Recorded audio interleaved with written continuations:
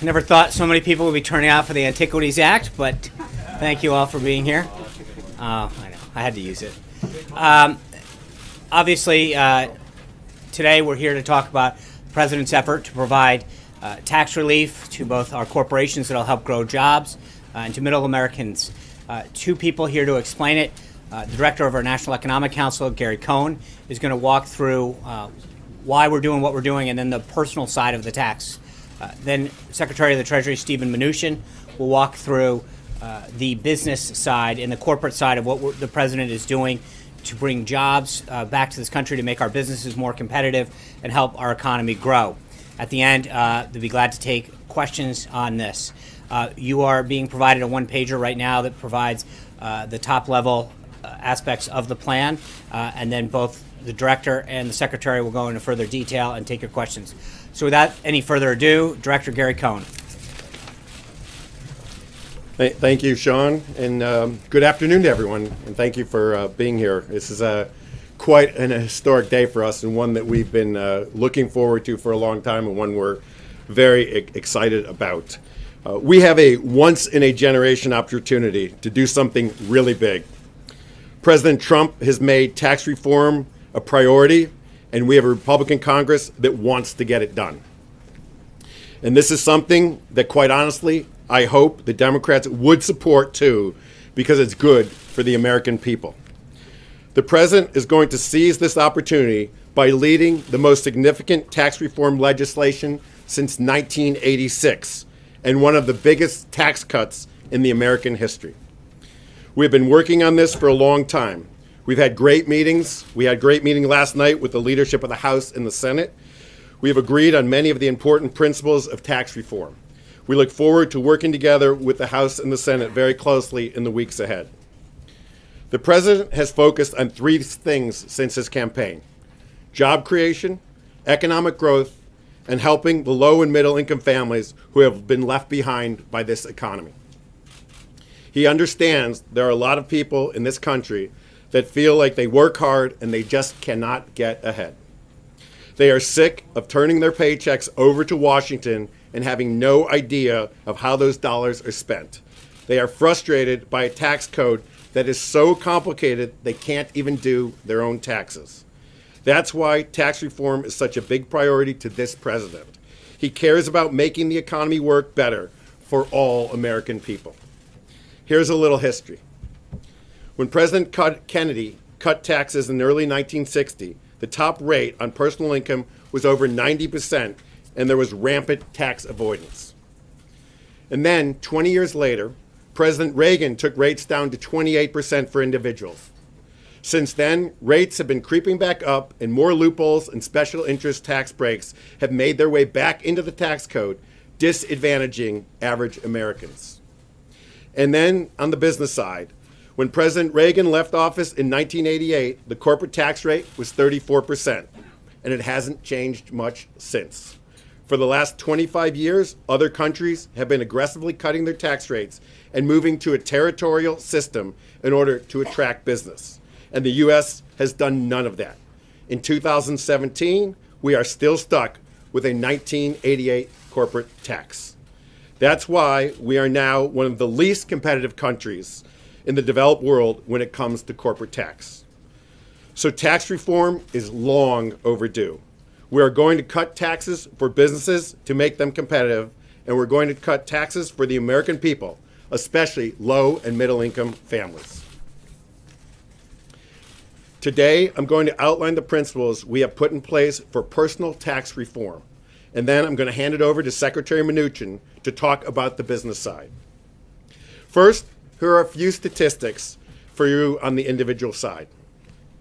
In 1935, we had a one-page tax form consisting of 34 lines with 2 pages of instructions. Today, the basic 1040 form has 79 lines and 211 pages of instructions. Instead of a single form, the IRS now has 199 tax forms on the individual side of our tax code. Taxpayers spend nearly 7 billion hours complying with these tax codes every year. And nearly 90% of taxpayers need some help in filing their taxes. We are going to cut taxes and simplify the tax code by taking the current 7 tax brackets we have today and reducing them to only 3 brackets: a 10% bracket, a 25% bracket, and a 35% bracket. We're going to double the standard deduction so that a married couple won't pay any taxes on the first $24,000 of income they earn. So in essence, we are creating a zero tax rate. Yes, a zero tax rate for the first $24,000 that a couple earns. The larger standard deduction also leads to simplification because far fewer taxpayers will need to itemize, which means their tax form can go back, yes, to that one simple page that I talked about earlier. Families in this country will also benefit from tax relief to help them with child and dependent care expenses. We are going to repeal the alternative minimum tax. The AMT creates significant complications and burdens which require taxpayers to do their taxes twice to see which is higher. That makes no sense, and we should have one simple tax code. As we all know, job creation and economic growth is the top priority of the administration.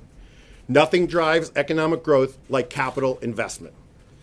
Therefore, we are going to return the top capital gains tax rate and dividend rate to 20%, repealing the harmful 3.8% Obamacare tax on dividends and capital gains. That tax has been a direct hit on investment income and small business owners. We're going to repeal the death tax. The threat of being hit by the death tax leads small business owners and farmers in this country to waste countless hours and resources on complicated estate planning to make sure their children aren't hit with a huge tax when they die. No one wants to see their children have to sell the family business to pay an unfair tax.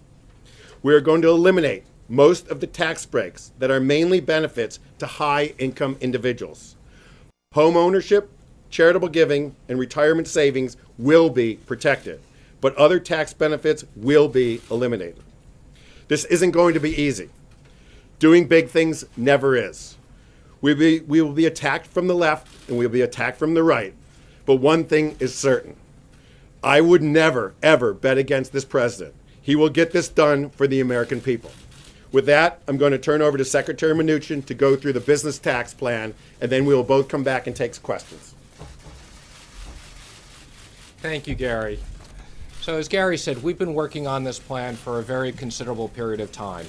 And our objective is to make U.S. businesses the most competitive in the world. Right now, we have a 35% corporate rate on worldwide income and deferral. It is perhaps the most complicated and uncompetitive business rate in the world. Not a surprise that companies leave trillions of dollars offshore. Under the Trump plan, we will have a massive tax cut for businesses and massive tax reform and simplification. As the president said during the campaign, we will lower the business rate to 15%. We will make it a territorial system. We will have a one-time tax on overseas profits, which will bring back trillions of dollars that are offshore to be invested here in the United States to purchase capital and to create jobs. The president is determined to unleash economic growth for businesses. This is not just about large corporations. Small and medium-sized businesses will be eligible for the business rate as well. As Gary said, we have had very productive meetings with the House and Senate working weekly to get this done. We will continue to do that. We are determined to move this as fast as we can and get this done this year. I would also just comment that we will hold listening sessions. One thing this president has done very well is listen. We've had hundreds of business leaders here from all different types of areas: manufacturers, retail, airlines, community banks, big banks. We are listening and we have been taking feedback. Finally, I would just add, the president's objective is creating economic growth. And as we've said before, we believe we can get back to 3% or higher GDP that is sustainable in this country. The overall economic plan consists of massive tax cuts and tax reform, regulatory relief, and renegotiating trade deals. And with that, we will unlock the economic growth that's been held back for too long in this country. And with that, we'd be both happy to take a few questions. Eamon in the back. Yeah, thank you, Mr. Secretary. When you talk about the individual tax rates, you're also talking about eliminating some of those tax breaks. Are you talking about eliminating tax deductions? And which ones are you talking about eliminating, and which ones are you talking about keeping? Correct. We are going to eliminate on the personal side all tax deductions other than mortgage interest and charitable deductions. We think that will be sweeping reform. Adam. Thank you, Secretary. When you talk about lowering dividends and capital gains taxes, how does that mesh with what you said this morning about protecting the middle class from the very, very wealthy who might be able to take advantage of, I don't know a better word than loophole, but that would give them a lower tax rate? Well, again, what we've said is that the business rate is going to be available for small and medium-sized businesses as well as corporations. However, we will make sure that there are rules in place so that wealthy people can't create pass-throughs and use that as a mechanism to avoid paying the tax rate that they should be on the personal side. And I would just say on the dividend rates, we believe that restoring the 20% capital gains rate is critical to investment in this country. Secretary, just another question about your pass-throughs and all that. The initial plan that the President, as a candidate, outlined also included freelancer contract workers in that 15%. Wondering if that's the same. What's your rate on repatriation of funds overseas? And Gary Cohn, what about the marriage penalty? The President promised to eliminate that. Okay, again, first I would comment on the rate of repatriation. We're working with the House and Senate on that, but I will say it will be a very competitive rate that will bring back trillions of dollars. And as it relates to the definition of contractors and things along those lines, again, those will be the details we will be working with Congress on as we turn this into a bill that will get signed by the President. So as Secretary Mnuchin said, we are working very diligently with the House and the Senate on coming up with final details of the bill. You're going into very micro details on some of these. Very important. We agree. Very important. Our basic premise here is to simplify the tax system, lower rates, and make it easy. We don't want to penalize people. We want to make the system very fair. That is one of the things on our list that we're going to work on, just as Secretary Mnuchin said. We will get back to you with definitive answers on all these details. So on the 10, 25, and 35% rates, do you have income brackets established that you're going to propose any Congress on that? As again, we are in constant dialogue with the House and the Senate. As Secretary said, we're holding a bunch of listening groups right now. We have outlines. We have a broad brush view of where they're going to be. We're running an enormous amount of data on the proposals right now.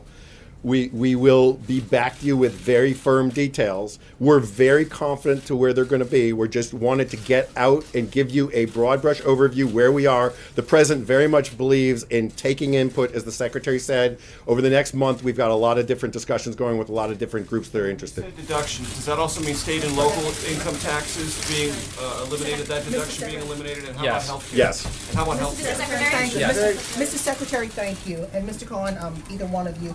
So when you talk about repealing the 3.8% Obamacare tax that hits small business and investment income, is this your first attempt, official first attempt, I guess, with this, to start pulling back on Obamacare? And also, what do you say to your fellow Republicans who say that this tax reform package is more about corporations versus cutting the deficit?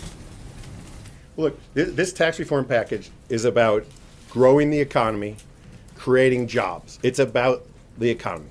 As I started, President Trump comes in every day and talks to the two of us about economic growth, economic prosperity, and jobs, and what are we doing to stimulate economic growth. That's how we're looking at this plan. The 3.8% tax on capital gains, dividends, and interest, The president looks at that very seriously as being a tax on capital being spent to stimulate economic growth, people putting investment capital to work, and people being taxed on their personal businesses. So we're trying to get rid of that to be more stimulative, to have capital go back into the economy to create more jobs. More business than Obamacare. Excuse me, I'm sorry, is it more business than attacking Obamacare? It's business. It's to stimulate business investment. We are trying to stimulate business investment. So on this, first of all, does it pay for itself? Is this plan revenue neutral? And secondly, what in here is non-negotiable? When this goes over to Congress comes back with a 20% corporate tax rate or a VAT added in, will the president refuse to sign that? Okay, well, let me first say, again, the core principles of this, we've been meeting with the House and Senate, and they agree 100%. The core businesses make business rates competitive, bring back trillions of dollars to create jobs, simplify personal taxes, create a middle income tax cut. So those core principles are non-negotiable, and that's something that we all feel strongly about. As it relates to will it pay for itself, again, I think as we've said, we're working on lots of details as to this. We have over 100 people in the Treasury that have been working on tax and scoring lots of different scenarios. This will pay for itself with growth and with reduction of different deductions and closing loopholes. Mr. Secretary, if it turns out that the congressional estimates when this has been scored, if it turns out that this actually won't be paid for by growth, if it won't keep deficits in check, I mean, is the president comfortable with that? Will he sign something? Well, let me just say again, when we look at the deficit, and the deficit has gone from $10 to $20 trillion in the last administration, that is a problem, and the president is concerned about that. This plan is going to lower the debt to GDP. The economic plan under Trump will grow the economy and will create massive amounts of revenues, trillions of dollars in additional revenues. Let's go in the back. If you don't replace some of the revenue with a border adjustment tax, how will you make up for the deficit caused by the reduction in the corporate tax rate? Okay, well, again, today we're putting out the core principles, which include rates, because we think that's a very important part of the plan. We will be working very closely, as I said, with the House and the Senate to turn this into a bill that can be passed and the president can sign. And there's lots and lots of details that will going into how that will pay for itself. Yes. The territorial tax system, is that a border adjustment tax? Is it tariffs? What is it? No, a territorial tax system means that U.S. companies will pay income on income related to the U.S.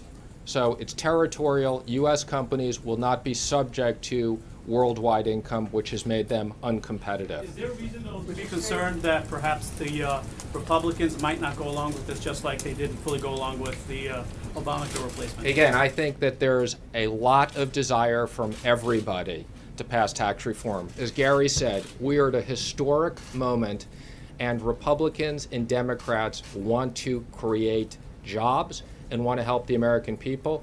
And as I said, the core principles of this we have agreement on, and we will work forward on the details. Let's go in the back. Thank you, Mr. Secretary. Quick question.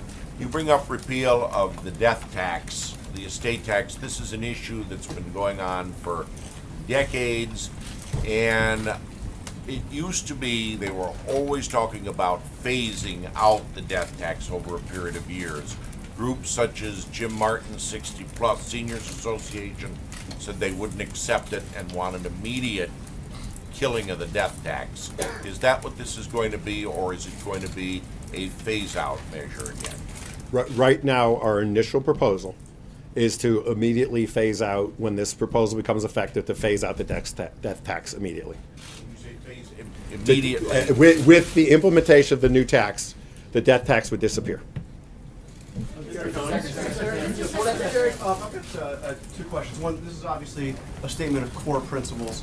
It's just one page. Obviously, tax reform be much more complicated. When will we see the details? When will we see the actual plan? Well, we are moving as quickly as we can. So we are working with the House and Senate on all the details, and everybody has an agreement. We are going to move this as fast as we can, and when we have an agreement, we will release the details and go through it with all of you. My second question is, will the president release his tax returns so that The president has Americans- no intention. The president has released plenty of information, and I think has given more financial disclosure than anybody else. I think the American population has plenty of information on this.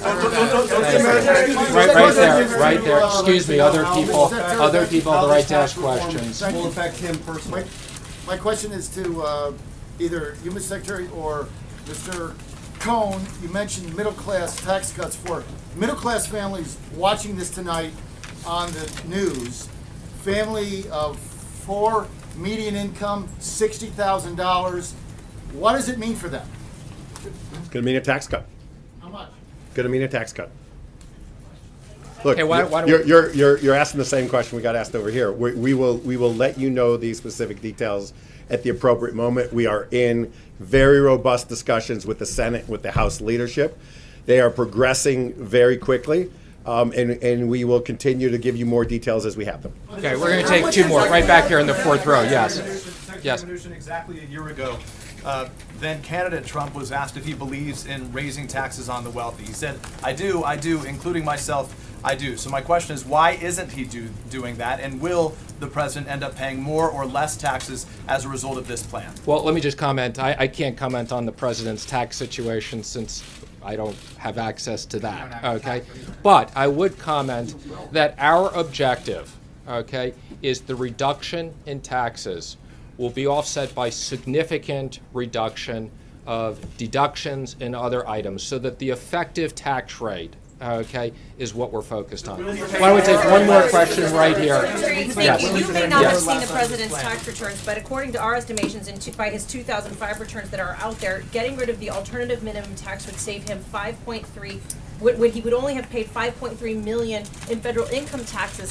So your response to those critics who say a lot of what you've presented here today could save the president or benefit his own businesses? Again, let me just comment. What this is about is creating jobs and creating economic growth. And that's what massive tax cuts and massive tax reform and simplifying the system is what we're going to do. The AMT is just another example of a third complicated set of rules. Anyway, thank you, everybody. Appreciate you guys being here. The president's been flexible on other matters. Do you think he could change his mind on releasing his tax returns?